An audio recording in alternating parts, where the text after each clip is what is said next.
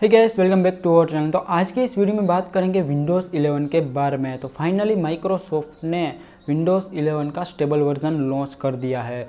तो शायद आपको भी मिल चुका होगा। अगर मिल चुका है तो आप जल्दी से अपडेट कर लीजिए, काफ़ी कमाल का अपडेट है।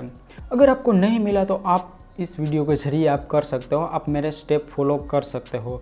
तो यहाँ पे सबसे पहले कुछ रिक्वायरमेंट्स होगी। सबसे पहले तो आपको पीसी हेल्थ चेक नाम का एक सॉफ्टवेयर है, उसको आपको इंस्टॉल करना है। फिर वहाँ पे आपको देखना है कि मेरा जो पीसी है या तो फिर लैपटॉप है वो विंडोज़ 11 अपडेट के लिए स्टेबल है कि नहीं। तो वो चेक करने के बाद आपको TPM 2.0 को इनेबल करना होगा। अब ये TPM क्या है वो सब कुछ हम आगे देखेंगे।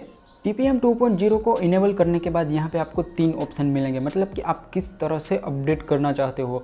सबसे पहला ऑप्शन ये होगा कि आप विंडोज़ 10 में से डायरेक्टली आप विंडोज़ 11 में अपग्रेड कर पाओगे। तो वहाँ पे आपको जो भी सी ड्राइव है या तो फिर मतलब कि आपका डाटा लॉस नहीं होगा, मतलब कि जो भी है वो ऐसा ही रहेगा। दूसरा ऑप्शन ये होगा कि आप परमानेंटली विंडोज़ 10 या तो फिर 8 को डिलीट करके आप वहाँ पे विंडोज़ 11 को इंस्टॉल कर सकते हो।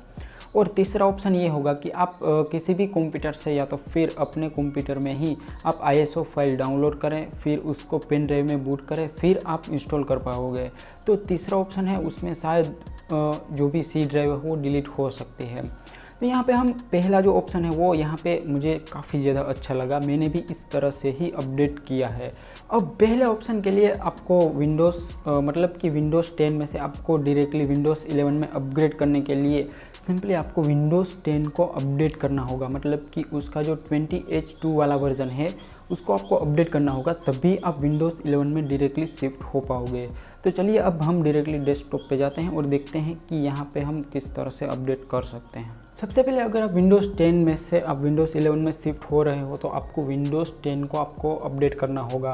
तो उसके लिए सिंपली आपको कुछ नहीं करना है, सेटिंग में जाकर अपडेट और सिक्योरिटी में जाकर आप वहाँ से डायरेक्टली अपडेट कर सकते हो। वो अपडेट करने के बाद ही आप विंडोज़ 11 को डायरेक्टली आप इंस्टॉल कर सकते हो। सबसे पहले आपको पीसी हेल्थ चेक करके जो सॉफ्टवेयर है उसको ओपन करना है।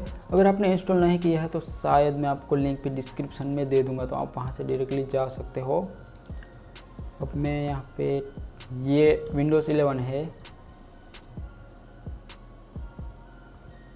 अब यहाँ पे आपको चेक नाउ का आपको ऑप्शन मिलेगा, उस पर आपको क्लिक करना है। फिर आप रिज़ल्ट में जाओगे तो वहाँ पे आपको सब कुछ दिखाएगा, this PC support secure boot, TPM 2.0 को इनेबल करना होगा, वो सब कुछ यहाँ पे दिखाएगा।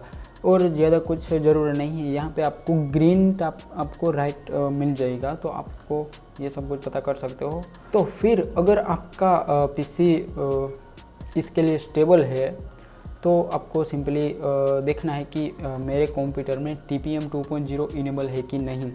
तो वो चेक करने के लिए आपको नीचे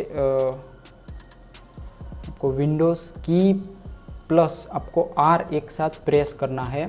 तो नीचे आपको ये रन का ये टास्क बार खुल जाएगा। तो यहाँ पे मैंने ऑलरेडी टाइप किया हुआ है, तो आपको वहाँ पे टाइप करना है TPM.MSC,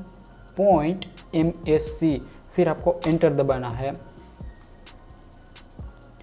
तो यहाँ पे आपको TPM से रिलेटेड कुछ डिटेल मिलेगी। अगर आपके पीसी या तो फिर लैपटॉप में TPM 2.0 इनेबल नहीं है तो यहाँ पे आपको TPM नॉट फाउंड ऐसा आपको लिखा हुआ आएगा। तो आप पता कर सकते हो कि मेरे कंप्यूटर में ये इनेबल नहीं है। यहाँ पे आपके कंप्यूटर में TPM 1.0 इनेबल होगा। तो यहाँ पे आप देख सकते हो ये सब कुछ स्टेटस वगैरह आ चुका है, मैंने किया हुआ है इसलिए ये ऐसा बता रहा है। तो अब उसको इनेबल करने के लिए आपको क्या करना होगा, सिंपली आपको बूट पे जाना होगा। अगर आपको डायरेक्टली बूट वगैरह आपको की प्रेस वगैरह नहीं करना है तो आपको एक ट्रिक बताता हूँ। आपको सिंपली सेटिंग में चले जाना है, फिर वहाँ पे आपको विंडोज़ अपडेट पे जाना है, फिर नीचे आपको एडवांस ऑप्शन मिलेगा। आपको ये सब कुछ विंडोज़ 10 में करना है। फिर आपको रिकवरी करके कुछ ऑप्शन दिखाएगा, उस पर आपको क्लिक कर देना है। फिर आपको एडवांस स्टार्टअप पे क्लिक कर देना है। तो इनसे क्या होगा, आपका कंप्यूटर एक बार रिस्टार्ट होगा, फिर वहाँ पे आपको ऑप्शन मिलेंगे।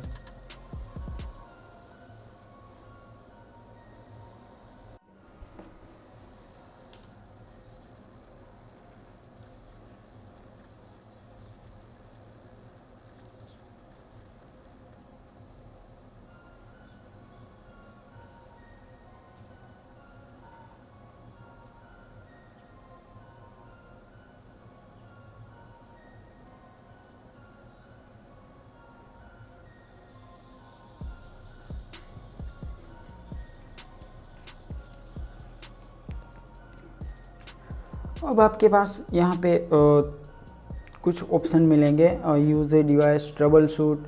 तो आपको नीचे जाना है और एडवांस ऑप्शन ट्रबल शूट पे क्लिक कर देना है। फिर यहाँ पे आपको एडवांस ऑप्शन पे जाना है।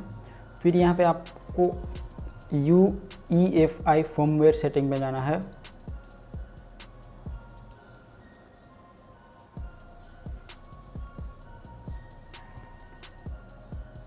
अब ये फिर से रिस्टार्ट होगा। फिर आपके सामने एक बूट का इंटरफेस खुल जाएगा।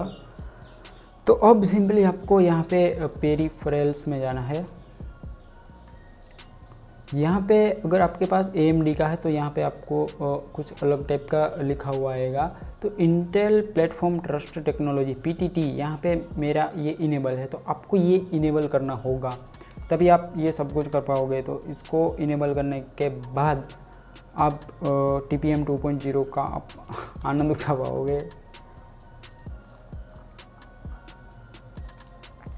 पेरिफेरल में जाकर PTT पे आपको इनेबल करना है। फिर से मैं आपको बता देता हूँ। फिर आपको सेव एंड एग्जिट पे चले जाना है।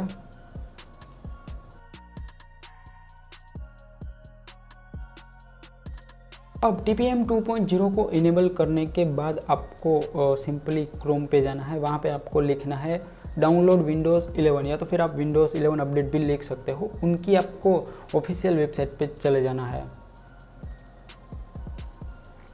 फिर आपको 3 ऑप्शन मिलेंगे, जैसे कि मैंने आपको पहले भी बताया है कि आप 3 तरीके से आप विंडोज़ को अपडेट कर सकते हो। तो यहाँ पे पहला ऑप्शन ये है कि आप विंडोज़ 10 में से डायरेक्टली आप विंडोज़ 11 में आप डायरेक्टली शिफ्ट हो सकते हो। तो हम डायरेक्टली पहले ऑप्शन पे ही क्लिक करते हैं। तो यहाँ पे आपको विंडोज़ 11 असिस्टेंट जैसा कुछ एप्लीकेशन होगा वो इंस्टॉल होगा। तो मैंने पहले से ही इंस्टॉल किया हुआ है, फिर भी ये इंस्टॉल हो गया। फिर आपको विंडोज़ 11 इंस्टॉलर असिस्टेंट को आपको ओपन कर लेना है। तो वहाँ पे सब कुछ डिक्लाइन वगैरह एक्सेप्ट एंड ऐसा कुछ लिखा हुआ आएगा, ये टर्म्स एंड कंडीशन होती है। तो यहाँ पे एक्सेप्ट एंड इंस्टॉल पे क्लिक कर देना है। फिर ये डाउनलोड होना शुरू हो जाएगा। तो ये 3 स्टेप में डाउनलोड होगा। तो इसमें आपको शायद 2 घंटे भी लग सकते हैं। तो आपको इतना तो वेट करना ही होगा।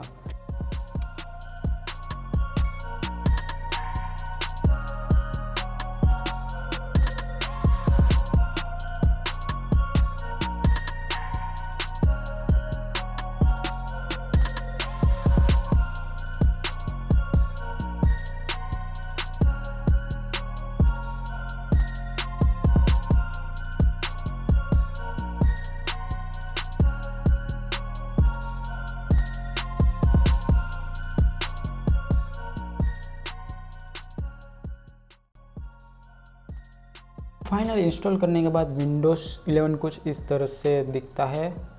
ये जो टास्क बार है वो यहाँ पे आ चुका है, स्टार्ट ये यहाँ पे आ चुका है। कुछ इस तरीके की एप्लीकेशन मिलेगी और शायद विंडोज़ 11 में आपको एंड्रॉयड के सॉफ्टवेयर भी शायद मिलने वाले हैं, लेकिन वो अभी नहीं मिलेंगे। कुछ इस तरह का इंटरफेस मिल चुका है। और यहाँ पे एक नया फीचर है कि आप 2 डेस्कटॉप, मतलब कि आपको यहाँ पे डेस्कटॉप आप अलग से ऐड कर सकते हो। जिन लोगों को ज़्यादा वर्क रहता है उसके लिए ये काफ़ी अच्छा रहेगा। यहाँ पे विजेट भी है, आप अलग अलग तरीके के विजेट लगा सकते हो।